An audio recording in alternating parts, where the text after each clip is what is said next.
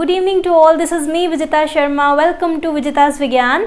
आज हम लोग क्लास 12 का शॉर्ट नंबर 2 पढ़ने वाले हैं, which is sexual reproduction in flowering plants. इसकी पहले वाले वन शॉर्ट वीडियो में मैंने आपको पढ़ाया था रिप्रोडक्शन क्या होता है, फ्लावरिंग प्लांट्स के अंदर कौन कौन से सेक्सुअल पार्ट्स होते हैं।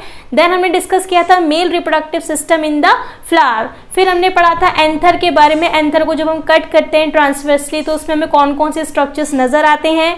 देन हम लोगों ने पढ़ा था कि उस एंथर के अंदर जो मेगास्पोरेंजियम है, फाइनली उसके अंदर पॉलन ग्रेन का फॉर्मेशन होता है और पॉलन ग्रेन बनने के बाद में वो जो माइक्रोस्पोरेंजियम होती है it is convert into pollen sac. हमने काफी कुछ डिस्कशन किया था बच्चों, ठीक है। तो आज हम लोग पढ़ने वाले हैं importance of pollen grains. Pollen grains की इंपॉर्टेंस की बात करें तो पॉलन ग्रेन सेक्सुअल रिप्रोडक्शन करने में काफी हेल्पफुल है।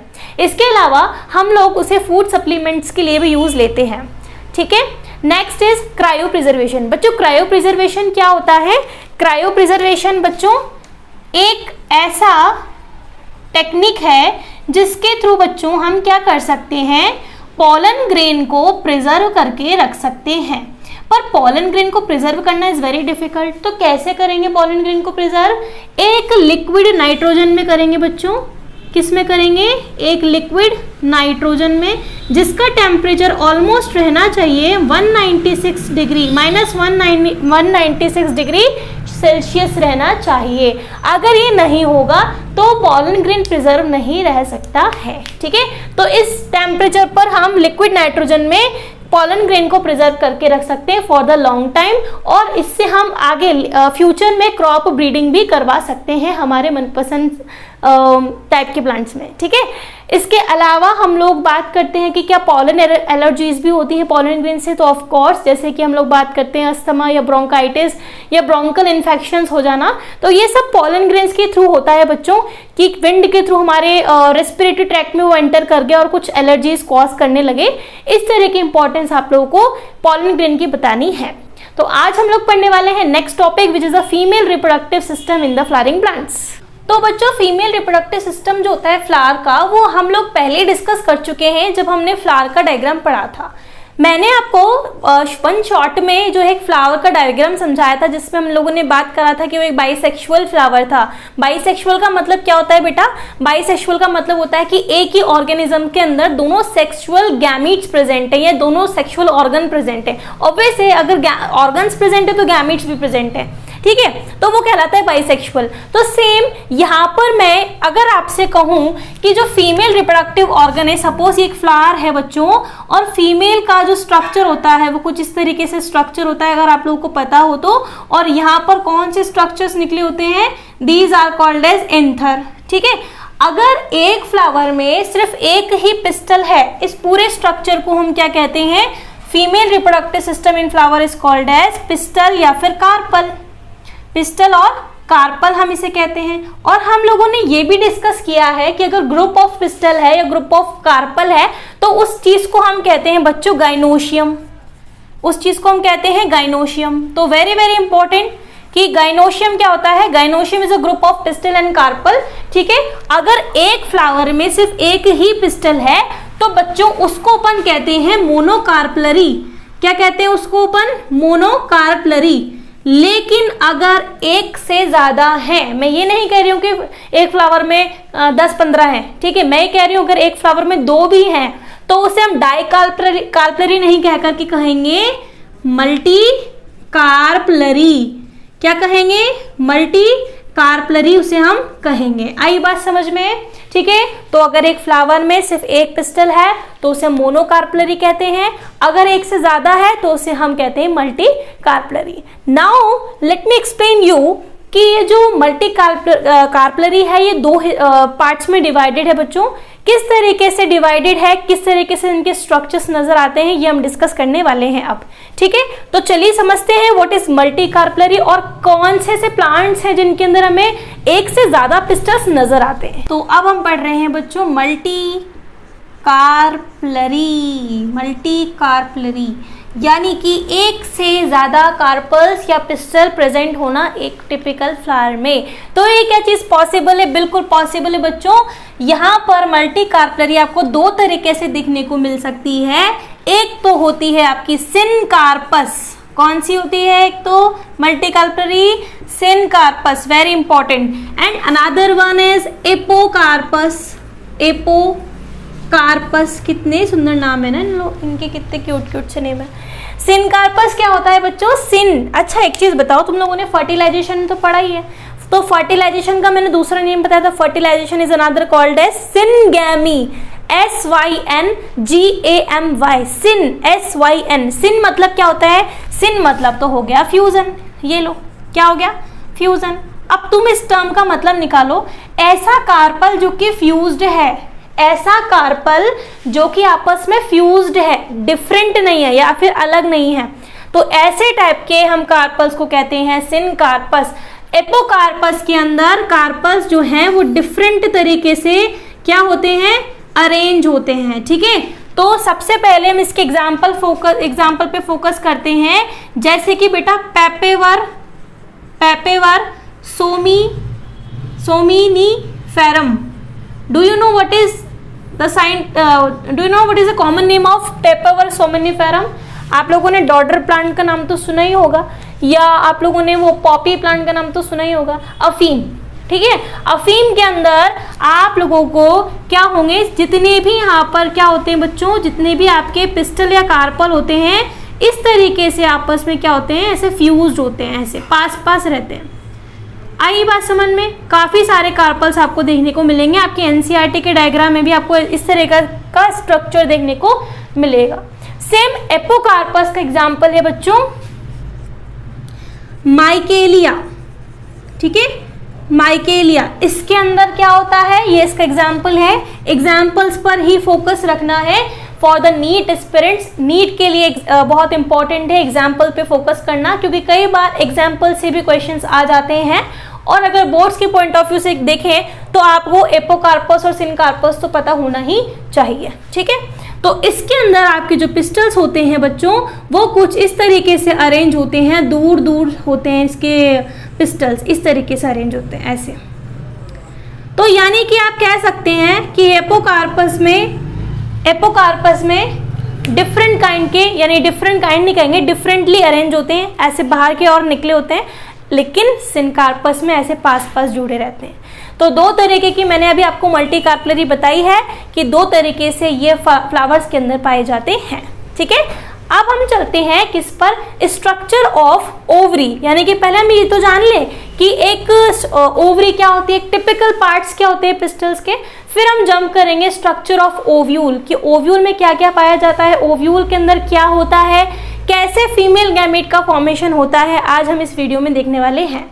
ठीक है, चलिए। तो female reproductive system of flower बच्चों आप लोगों ने काफ़ी बार डिस्कस कर लिया है और जान भी लिया है कि इसका दूसरा नाम क्या है। कई बार मैंने आपको बता दिया है कि कार्पल पिस्टल हम इसे कहते हैं, और इसको female part of the flower भी कहते हैं। ठीक है, अब ये तो आपको पता है कि इस पूरे पार्ट को हम पिस्टल कहते हैं, पर इसके कौन कौन से डिफरेंशिएटेड पार्ट्स हैं ये भी तो हमें जानना जरूरी है।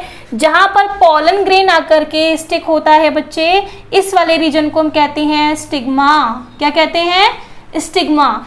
स्टिग्मा के नीचे एक इलोंगेटेड थिन ट्यूब होती है which is connected to the swollen structure called as style. Style कहते हैं इसे हम, क्या कहते हैं? स्टाइल।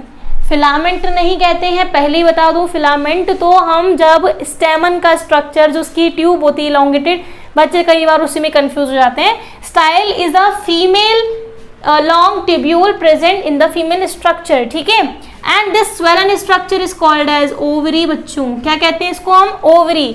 ठीक है, ओवरी आगे जाकर के फ्रूट में कन्वर्ट होने वाली है व्हेन इट गेट मैच्योर। जब ये मैच्योर हो जाएगी तब ओवरी आपके फ्रूट में चेंज हो जाएगी। लेकिन इसके अंदर भी और क्या होते हैं वो आज हम इस क्लास में पढ़ने वाले हैं। ओवरी के अंदर बच्चों कुछ इस तरीके से छोटे छोटे से ऐसे स्ट्रक्चर्स पाए जाते हैं ऐसे, और इन स्ट्रक्चर को हम क्या कहते हैं? These structure are called as ovule. इस स्ट्रक्चर को अपन कहते हैं बच्चों ओव्यूल, जो कि फ्यूचर में क्या बनाने वाले हैं? फ्यूचर में वो सीड बनाने वाले हैं। अब लेट मी एक्सप्लेन यू कि ये जो ओव्यूल है इसमें आपको पतला सा स्टॉक नजर आ रहा है इस तरीके से, ठीक है, और इस स्टॉक के नीचे आपको एक वॉल दिखाई दे रही है। इस वॉल को बच्चों अपन कहते हैं ओवेरियन वॉल। क्या कहते हैं इसको अपन? ओवेरियन वॉल, जिससे आपका ये जो ओव्यूल का स्टॉक है ये कनेक्टेड है। यहाँ पर जो कनेक्शन है इस कनेक्शन को अपन कहते हैं बेटा प्लेसेंटा। यानी कि एक सिंपल सी भाषा में बताती हूँ प्लेसेंटा क्या है। प्लेसेंटा का मतलब ये है कि आपका जो ओव्यूल है जिस भी पार्ट से अटैच है फ्रॉम द ओवेरियन वॉल, इसको हमने कह दिया प्लेसेंटा। अब ये जो प्लेसेंटा से जो चीज़ कनेक्टेड है इसको क्या कहते हैं? इसको हम कहते हैं बच्चों फ्यूनिकल। क्या कहते हैं इसको अपन? फ्यूनिकल। आगे भी थोड़ी देर में आपको पढ़ाने वाली हूँ स्ट्रक्चर ऑफ ओव्यूल, पर पहले मैं आपको छोटे से डायग्रामिनेशन से समझा रही हूँ, ठीक है। फ्यूनिकल के ऊपर एक छोटा सा स्ट्रक्चर और होता है, इसे हम कहते हैं बच्चों हाइलम। इसे हम कहते हैं हाइलम, ठीक है। अब मैं आपको यहाँ पर एक छोटा सा स्ट्रक्चर बनाकर बताती हूँ कि ये आपकी ओवरी है। ओवरी में इस तरीके से इस तरीके से क्या बना हुआ है? बड़ा सा सीड है, यानी कि बड़ा सा ओव्यूल है, ठीक है। मैं यहाँ पे बनाती हूँ ताकि आप लोगों को कन्फ्यूजन नहीं होगा, ठीक है। अब देखो बच्चे, ये जो चीज़ है इसको हमने क्या कह दिया? प्लेसेंटा, जो कि कनेक्टेड है आपके ओवेरियन वॉल से। दिस इज कॉल्ड फ्यूनिकल, इसको हमने कह दिया फ्यूनिकल। और फ्यूनिकल के ये वाला एंड को हमने कह दिया हाइलम। क्या कह दिया? हाइलम, ठीक है। अब ज़रा ध्यान से देखेंगे कि आपका जो ओव्यूल होता है वो ना थोड़ी सी प्रोटेक्शन मांगता है इस तरीके से, पर ये प्रोटेक्शन तब मांगेगा जब इसको मैच्योर होना है। जब ये मैच्योर हो जाएगा तब इससे प्रोटेक्शन चाहिए होती है, यानी कि ऐसा नहीं है कि मैच्योरेशन टाइम पर ही प्रोटेक्शन मिलेगी। अगर इसको शुरुआत से प्रोटेक्शन मिलेगी तो ज़्यादा बेटर है। तो यानी कि हाइलम के ऊपर वाले रीजन पर इस तरीके से क्या होते हैं बच्चों? ऐसे स्ट्रक्चर्स पाए जाते हैं। इन्हें हम कहते हैं बच्चों इंटेग्यूमेंट। इन्हें हम कहते हैं integument. How many integuments? There are 2 types of integuments. This is called outer integument, this is called inner integument. और आगे जाकर के ये जो फ्यूचर में इंटेग्यूमेंट है ये सीड कोट का फॉर्मेशन करेगा। What is seed coat? Seed के आउटर कवरिंग जो होती है उसे ही हम सीड कोट कहते हैं। तो वो सीड कोट बनी किससे है? इंटेग्यूमेंट से बनी हुई है, ठीक है। अब जैसे आप रिकॉल कीजिए, जब मैंने आपको माइक्रोस्पोरेंजियम का स्ट्रक्चर पढ़ाया था, जब मैंने आपको पढ़ाया था कि माइक्रोस्पोरेंजियम के अंदर स्पोरोजीनस टिश्यू फिल्ड होता है और उस स्पोरोजीनस टिश्यू के अंदर भी माइक्रोस्पोर मदर सेल पाई जाती है। तो सेम बच्चों यहाँ इंटेग्यूमेंट के अंदर जितनी भी फील्ड कैविटी है इस तरीके से, इस कैविटी को हम कहते हैं न्यूसेलस। क्या कहते हैं इस कैविटी को हम? न्यूसेलस। न्यूसेलस आप एक मान लीजिए टिश्यू ही है। क्या है? एक टिश्यू। जैसे कि मैंने आपको बताया था स्पोरोजीनस टिश्यू में माइक्रोस्पोर मदर सेल पाई जाती है, सेम न्यूसेलस के अंदर क्या पाई जाती है बेटा? आपकी एमएमसी। यहाँ पर एमएमसी का मतलब आप बोलेंगे mega spore mother cell. MMC का मतलब इस बार आप क्या बोलेंगे? मेगा स्पोर मदर सेल, जो कि आगे जाकर के क्या करेगी बेटा? मियोसिस प्रोसेस करेगी। थोड़ा सा रिकॉल करो, जब हमने माइक्रोस्पोर बनाए थे तो हमने मियोसिस का प्रोसेस माइक्रोस्पोर मदर सेल में किया था। जैसे हमने मियोसिस किया, क्योंकि माइक्रोस्पोर मदर सेल नेचर में कैसी बच्चे डिप्लॉइड है, और कोई डिप्लॉइड सेल है तो तुम उसको हाफ में कन्वर्ट करोगे तो उसका नंबर और बढ़ेगा। तो तुम यहाँ पे क्या करते हो? मियोसिस की प्रोसेस करवाते हो। मियोसिस करवाओगे तो एक cell is divided into 2 cell and 2 cell is divided into 4 cell. इतनी बात क्लियर हुई। इसका प्रोसेस आगे का मैं आगे पढ़ाने वाली हूँ, पर पहले आप लोगों को मैं स्ट्रक्चर ऑफ ओव्यूल का पूरा फॉर्मेशन बताऊंगी। यानी कि मैं अभी आपको स्ट्रक्चर ऑफ ओव्यूल तो समझा ही रही हूँ, साथ ही साथ में आपको गैमेटोजेनेसिस यानी कि मेगा गैमेटोजेनेसिस भी समझा रही हूँ। उससे ये होगा कि आपको दोनों टॉपिक आराम से कवर हो जाएंगे। ओव्यूल का स्ट्रक्चर तो मैं भी बताऊंगी अच्छे से, है ना। तो सेम मैं आपको फिर उसके बाद में क्या बताऊंगी, यहाँ पर वापस से मेगा गैमेटोजेनेसिस की मेगा स्पोर मदर सेल जो है वो कैसे बना और वो आगे जाकर के एम्ब्रियो सैक कैसे बना रहे हैं, ठीक है। तो अभी मैं तुम्हें बता रही हूँ स्ट्रक्चर ऑफ ओव्यूल। देखो बेटा, आपके बुक में एक स्ट्रक्चर दिया हुआ है एनसीईआरटी में, एनाट्रोपस ओव्यूल, ठीक है। कोई डिफरेंट ओव्यूल नहीं है, सिंपल सी ओव्यूल जो मैंने तुम्हें बताई है, सिर्फ वही ओव्यूल है। सिर्फ मैंने तुम्हें अभी माइक्रोपाइल और चलेजा एंड नहीं बताया है, तो अब मैं तुम्हें वो बताने वाली हूँ, ठीक है। तो देखो, सबसे पहले तुम्हें अगर कुछ बनाना है तो सबसे पहले तुम ओव्यूल का स्ट्रक्चर बनाओगे ऐसे। कैसे? ऐसे बनाओगे। ओव्यूल का स्ट्रक्चर जो है तुम्हें थोड़ा सा मॉडिफाई कर देना है, इतना और बढ़ा देना है यार। इतना तो तुम कर ही सकते हो कि नहीं कर सकते हो? इतना सा और बढ़ा दो उसको, ये लो, ठीक है। ये जो ओव्यूल का स्ट्रक्चर हम बना रहे हैं, इससे हमें क्या फ़ायदा मिल रहा है कि हमें यहाँ पर डायग्राम की प्रैक्टिस करने को भी मिल रही है ना बेटा, मिल रही है कि नहीं, है ना। क्योंकि हम लोग अक्सर क्या करते हैं, हम लोग अक्सर ये करते हैं कि हम लोगों ने डायग्राम को देख लिया है, हमारे दिमाग में ज़ेरॉक्स छप चुकी है और एनाट्रोपस ओव्यूल का स्कैन हमने कर लिया है, और एग्जाम में जाते ही वो स्कैनर जो है गायब होने वाला है, क्योंकि हमने डायग्राम की प्रैक्टिस करी ही नहीं है। तो मेरे साथ में आप लोगों को डायग्राम की प्रैक्टिस करनी है। अभी के अभी कॉपी और पेन लेकर के बैठो और मेरे साथ में बनाएंगे एनाट्रोपस ओव्यूल का स्ट्रक्चर। कौन सी ovule? Anatropous ovule. Anatropous ovule ऐसी ओव्यूल है जो कि आपके 90% ऑफ एंजियोस्पर्म के अंदर पाई जाती है। एंजियोस्पर्म कौन होते हैं? एंजियोस्पर्म ऐसे फ्लावरिंग प्लांट्स होते हैं जो कि आज के मॉडर्न टाइम पीरियड में हम लोग देख रहे हैं यार, ठीक है। तो चलो, ओव्यूल के स्ट्रक्चर को मैंने भी आपको बताया बच्चे कि ये आपका पूरा ओव्यूल है जो कि किससे कनेक्टेड है? प्लेसेंटा से कनेक्टेड है। किससे कनेक्टेड है? प्लेसेंटा से। अब ये जो एक स्टॉक सा निकल रहा है, इस स्टॉक को हमने कह दिया फ्यूनिकल। क्या कह दिया? फ्यूनिकल कह दिया। फ्यूनिकल के ऊपर एक और एंड आता है जिसे हमने कह दिया हाइलम। क्या कह दिया? हाइलम कह दिया, ठीक है। अब मैंने आपको बताया कि जो ओव्यूल होता है उसके अंदर दो टाइप के इंटेग्यूमेंट्स पाए जाते हैं। बाहर वाले को बोलते हैं हम आउटर इंटेग्यूमेंट और अंदर वाले को बच्चे हम कहते हैं इनर इंटेग्यूमेंट, और ठीक है। और आगे जाकर के ये इंटेग्यूमेंट किस में बदलने वाले हैं बच्चों? सीड कोट में बदलने वाले हैं। चलो, ये तो बहुत अच्छी बात है, तुम्हें इतना सब कुछ पता लग गया। तो एक्चुअली क्या है, अब हम एक ट्रिक समझने वाले हैं कि ओव्यूल में चलो अभी बताती हूँ तुम्हें, ठीक है। चलो, उससे पहले मैं तुम्हें एक चीज़ बता दूं। मैंने अभी आपको बताया था कि बेटा यहाँ पर बहुत सारा ऐसे टिश्यू फील्ड होता है। ऐसा यहाँ पे एक टिश्यू फील्ड होता है जिसको हम कहते हैं न्यूसेलस। क्या कहते हैं? न्यूसेलस टिश्यू है ये। क्या फील्ड होता है बच्चे इस टिश्यू में? इस टिश्यू में बहुत सारे क्या होते हैं? इस टिश्यू में बहुत सारे MMC होते हैं। यहाँ पर माइक्रोस्पोर मदर सेल तो नहीं कहोगे ना? अगर तुमसे पूछा जाए कि MMC in female reproductive system और इन फीमेल रिप्रोडक्टिव पार्ट और इन ओव्यूल, तो क्या कहोगे? कहोगे कि it is a megaspore mother cell, ठीक है। क्योंकि ये फीमेल का क्या बन रहा है? एक डिप्लॉइड सेल बन रहा है न्यूसेलस के अंदर। इस MMC के अंदर हो गया बच्चे मियोसिस की प्रोसेस। जब मियोसिस की प्रोसेस हो गई तो इसमें 4 ऐसे क्या बन गए? 4 हैप्लॉइड सेल्स बन गए। अब ज़रूरी तो नहीं है, जैसे कि फीमेल्स की बॉडी की बात करते हैं, हज़ारों स्पर्म्स, 200 से 300 मिलियंस ऑफ स्पर्म्स जो हैं, जब हम क्या करते हैं, क्वाइटस करता है जब मेल और फीमेल, तो क्या होता है, उनके बीच में इंटरकोर्स होता है, तो बहुत सारे नंबर ऑफ स्पर्म्स जो हैं एक ओवम को फ्यूज़ करने में लगे रहते हैं ना। तो एक ही ओवम की नीड है कि नहीं है फीमेल को। सेम यहाँ पर भी ये केस है कि यहाँ पर चारों के चारों काम के नहीं है, सिर्फ और सिर्फ काम का है। तो इन चारों में से कोई एक है, मेरी मर्जी कि ये वाला काम का है, यानी कि इसी को हमने कह दिया फंक्शनल सेल। क्या कह दिया इसको हमने?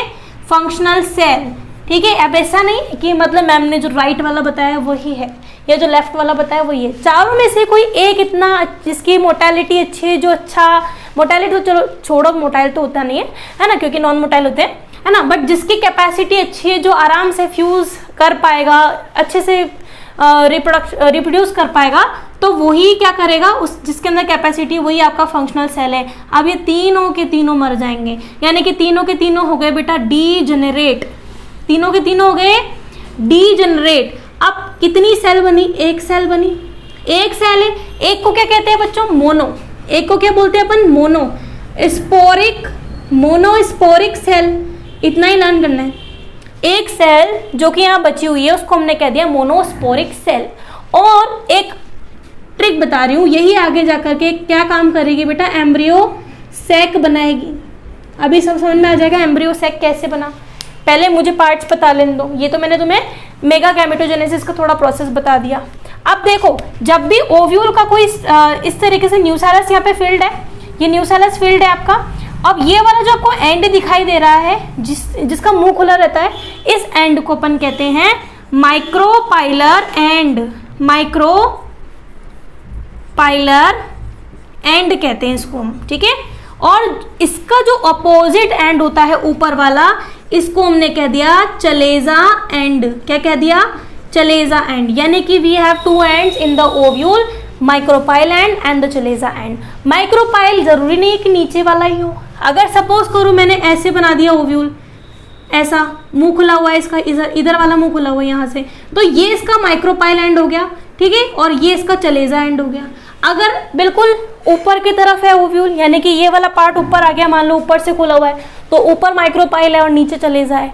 इस तरीके से हमें यहाँ पर समझना है। तो जहां से भी ओपन रहेगा, इंटेग्यूमेंट जहां से भी ओपन है, वो एंड आपका माइक्रोपाइल है, जहां से भी पूरा क्लोज्ड है वो आपका चलेजा एंड है। अब इसके अंदर इस जो हमारा माइक्रोपाइल है और जो चलेजा एंड है, इनमें हमें कुछ सेल्स को पढ़ना है, वो हम बाद में पढ़ेंगे। उससे पहले हम पढ़ेंगे यहाँ पर एम्ब्रियो सैक कैसे बना, क्योंकि अगर हमें एक बार एम्ब्रियो सैक समझ में आ गया, फिर तो हमें आराम से क्या समझ में आ जाएगा, माइक्रोपाइल और चलेजा एंड में कैसे सेल फील्ड होते हैं, कैसे अरेंज होते हैं। तो चलिए फोकस करते हैं यहाँ पर, monosporic cell is convert into embryo sac. चलिए, तो सबसे पहले मैं आपको एक कंडीशन बताना चाहती हूँ बेटा। दो कंडीशंस हमारे पास में होती हैं। एक चीज़ तुमने देखी होगी कि अगर बहुत सारे सेल्स हैं, जैसे कि लाइक ऐसे सेल्स मैंने बनाए, बहुत सारे अलग अलग सेल्स बनाए ऐसे, है ना, और अगर ऐसे सेल, सेपरेट सेल्स जुड़ करके अगर एक बड़े सेल का फॉर्मेशन करते हैं, ये कंडीशन तुमने देखी होगी। ऐसी कंडीशन शायद तुम लोगों ने किस में देखी है, बहुत से केसेस में देखी होगी, है ना, ठीक है। इस कंडीशन को, ये जो कंडीशन मैंने यहाँ बनाई है, इस कंडीशन को अपन कहते हैं सिनोसिटिक कंडीशन। क्या कहते हैं इसको अपन, सिनोसिटिक कंडीशन। तो हमारे पास में दो कंडीशन होती है बेटा, एक तो होती है सिनोसिटिक कंडीशन और एक होती है सिनसीशियम। कौन सी कंडीशन होती है दूसरी, सिनसीशियम। दो कंडीशन हमारे पास में होती हैं। अब सिनसीशियम में क्या होता है, चलो सिनोसिटिक तो तुम्हें समझ में आ गया कि सेपरेट सेल्स जो है आपस में आकर के जुड़ गए, इसको हमने कह दिया सिनोसिटिक कंडीशन। तो सिनसीशियम में क्या होता है, सिनसीशियम बहुत इंपॉर्टेंट है और एम्ब्रियो सैक जो बनेगा वो सिनसीशियम से ही बनने वाला है। ये मैंने तुम्हें पहले ही बता दिया, हालांकि मुझे पूछना चाहिए था, बट इट्स ओके। सिनसीशियम में क्या होता है, एक सेल जो है, ये एक सेल है बेटा, क्या है ये, एक सेल है, और इस सेल में होगा डिवीजन। क्या होगा, डिवीजन। लेकिन ये डिवीजन ऐसा नहीं होगा जैसे कि एक सेल जो है डिवाइड हुई, ये अलग सेल, ये अलग सेल और ये अलग सेल, ऐसे डिवीजन नहीं होगा। तो फिर कैसे डिवीजन होगा, डिवीजन ऐसा कुछ होगा कि इस सेल में कोई प्रोसेस हुआ और ये एक सेल डिवाइड होकर के दो सेल बना लिया, फिर ये दो सेल डिवाइड होकर के बहुत सारे चार सेल बना लिए। यानी कि एक बड़ी सी सेल के अंदर बहुत सारे क्या बन रहे हैं, इस तरीके से क्या बन रहे हैं बच्चे, न्यूक्लियस बन रहे हैं इस तरीके से, एक बड़ी सी सेल में। ये कंडीशन आपने देखी होगी प्लाज्मोडियम के अंदर, है ना। अगर ऐसी कोई कंडीशन होती है तो इसको हम सिनसीशियम कंडीशन कहते हैं। सिनसीशियम क्या है बेटा, सिनसीशियम में एक सेल के अंदर कंप्लीटली रैपिडली डिवीजन होता है, जिससे सेल अलग नहीं होकर के अपना नंबर इंक्रीज करते हैं। माइटोसिस डिवीजन होता है इनके अंदर। तो माइटोसिस डिवीजन क्या करता है, अपना नंबर इंक्रीज तो करता है पर सेल्स को सेपरेट नहीं होने देता है। तो इसी को हमने एक आसान भाषा में कह दिया कि यही आपका एम्ब्रियो सैक है। क्या है ये, आपको मैंने एक शॉर्ट ट्रिक समझाई है। अभी हमने एक पढ़ा था कि मोनोस्पोरिक सेल, जो एक फंक्शनल सेल था उसको हमने मोनोस्पोरिक सेल माना था, और उस एक सेल में ऐसा प्रोसेस नहीं होकर के, यानी कि सिनोसिटिक कंडीशन नहीं होकर के सिनसीशियम हो गया, ये कंडीशन नहीं होकर के कंडीशन ऐसी हो गई है। दोनों में क्या डिफरेंस नजर आ रहा है, दोनों में ये डिफरेंस नजर आ रहा है कि ये सेल सारे सेपरेट हैं और जुड़ करके एक बड़ा सा सेल बना रहे हैं, लेकिन यहाँ पर कंडीशन ऐसी कि एक ही सेल ने माइटोसिस प्रोसेस करा रैपिडली, तो एक ही सेल से बहुत सारे बड़े बड़े न्यूक्लियस बन गए एक बड़े से सेल के अंदर, ठीक है। तो इस कंडीशन को हम कहते हैं सिनसीशियम कंडीशन। तो अब एम्ब्रियो सैक में मैं आपको बताती हूँ बच्चों कि वो जो एक सेल थी उसमें कितने सेल्स बने। सेल्स कितने बनते हैं? सेल्स तो 7 बनते हैं, लेकिन न्यूक्लियस उनमें कितने बनते हैं? 8 बनते हैं। अभी तुम्हें समझ में आ जाएगा, मैं भी तुम्हें अरेंजमेंट करना बता रही हूँ कि एम्ब्रियो सेक में सेल कैसे अरेंज होते हैं, ठीक है। तो अभी मैं आपको बताती हूँ मेगा गैमीटोजेनेसिस। क्या बता रही हूँ बेटा मैं? मेगा गैमीटोजेनेसिस। चलो एम्ब्रियो सेक का बताऊंगी, ठीक है, पर पहले बताती हूँ क्या हुआ। सबसे पहले हमारे पास में एक सेल थी, ये एक सेल है बेटा, सेल है। ये कौन सी सेल है? डिप्लॉइड सेल है, जिसको हमने बोल दिया एमएमसी। क्या कह दिया बेटा इसको हमने? एमएमसी। इस एमएमसी के अंदर हुआ बेटा मियोसिस का डिवीजन। क्या हुआ? मियोसिस का डिवीजन। तो this cell is convert into 2 half, इस तरीके से 2 हिस्सों में बढ़ गई, ठीक है। अब वापस से इन दोनों सेल के अंदर हुआ मियोसिस का प्रोसेस, तो फिर अब ये सेल 4 हिस्सों में डिवाइड हो गई, ऐसे ऐसे ऐसे और ऐसे। आगे बस समझ लो। इस कंडीशन को हम कहते हैं डायाड कंडीशन। क्या कहते हैं? डायाड, यानी कि 2 celled condition is called as dyad. आप इसको कह सकते हो मेगास्पोर डायाड। क्या कहोगे? Megaspore dyad. और इस कंडीशन को आप क्या कहोगे? Megaspore tetrad. आई बेटा बात समझ में? मेगास्पोर टेट्राड हम इसको कहते हैं। अब एक बार फटाफट से रिकॉल करो, जब मैंने तुम्हें माइक्रोस्पोरोजेनेसिस का प्रोसेस पढ़ाया था कि उसके अंदर हो रहा था 1 मियोसिस एंड 2 माइटोसिस। बोलो बच्चे, हो रहा था कि नहीं? बहुत इंपॉर्टेंट चीज है नीट पॉइंट ऑफ व्यू से भी और बोर्ड्स पॉइंट ऑफ व्यू से भी, कि मेल का जब गैमीट बन रहा था, यानी कि पॉलन ग्रेन जब पूरा बना, तो उस प्रोसेस में कितनी बार माइटोसिस हुआ, कितनी बार मियोसिस हुआ? तो एक बार तो मियोसिस हुआ और 2 बार माइटोसिस हुआ। सेम यहाँ पर जब हम फीमेल की बात करते हैं तो एक बार तो होता है बच्चे मियोसिस, लेकिन यहाँ पर माइटोसिस होता है 3 बार। क्या होता है यहाँ पे? माइटोसिस 3 बार यहाँ माइटोसिस होता है। माइटोसिस का प्रोसेस अभी आपको बताया नहीं है मैंने, अभी आपका मियोसिस ही चल रहा है। तो यहाँ पर कंप्लीट होता है बच्चे आपका मियोसिस का प्रोसेस। अब देखो 3 की 3 सेल डीजनरेट हो गई हैं, ये तीनों की तीनों सेल हो गई आपकी डीजनरेट। तो फिर एक सेल बची, और इसको अभी मैंने आपको बताया था क्या कहते हैं? इसको हम कहते हैं मोनोस्पोरिक सेल। क्या कहते हैं इसको हम? Monosporic cell. अब आ जाओ वापस से फटाफट नीचे की तरफ। ये रही हमारी मोनोस्पोरिक सेल। बेटा इसके अंदर हुआ माइटोसिस 1। क्या हुआ इसके अंदर? इसके अंदर हुआ माइटोसिस 1। माइटोसिस 1 जैसे ही हुआ तो it is convert into 2 haploid cells. बोलो होगा कि नहीं होगा? फिर वापस से इन दोनों सेल्स के अंदर हुआ दूसरा डिवीजन, जिसे हम कहते हैं माइटोसिस सेकंड। कौन सा डिवीजन हुआ? Mitosis second. आई बात समझ में? फिर से जब इनके अंदर माइटोसिस सेकंड हुआ तो it is convert into 4 haploid cells. ऐसे 4 हैप्लॉइड सेल्स में बदल गई। एक बार और कर दो ना माइटोसिस, एक बार अगर और माइटोसिस कर दिया ना तो फिर it is convert into 1 2 3 4 5 6 7 and 8। इस तरीके से ये हैप्लॉइड सेल्स बन जाएंगे। तो इसको हम कहेंगे बच्चे 8 तो क्या बन गए हैं? न्यूक्लियस बन चुके हैं। और सेल्स कितने बने हैं? 7 सेल्स बने हैं। कितने सेल्स बने हैं? 7 सेल्स बने हैं। पर मैंने ये चीज़ क्या है कैसे दी है ना, तो वो मैं अब आपको एम्ब्रियो सेक में बताती हूँ। जब मैं यहाँ पर एम्ब्रियो सेक बनाऊंगी, या मैं अभी वापस से आपको एम्ब्रियो सेक बनाना सिखाती हूँ, जिसके अंदर हम यहाँ पर समझेंगे कि किस तरीके से 8 यहाँ पर न्यूक्लियस और 7 सेल्ड स्ट्रक्चर पाया जाता है। तो अब फाइनली मैं आपको ये समझा रही हूँ बच्चे कि 8 न्यूक्लिएटेड स्ट्रक्चर एनसीईआरटी की लाइन और 7 सेल्ड कहाँ से बना? एक किसके अंदर? एम्ब्रियो सेक के अंदर। तो चलो बच्चे समझते हैं। ये रहा हमारा एम्ब्रियो सेक, ठीक है।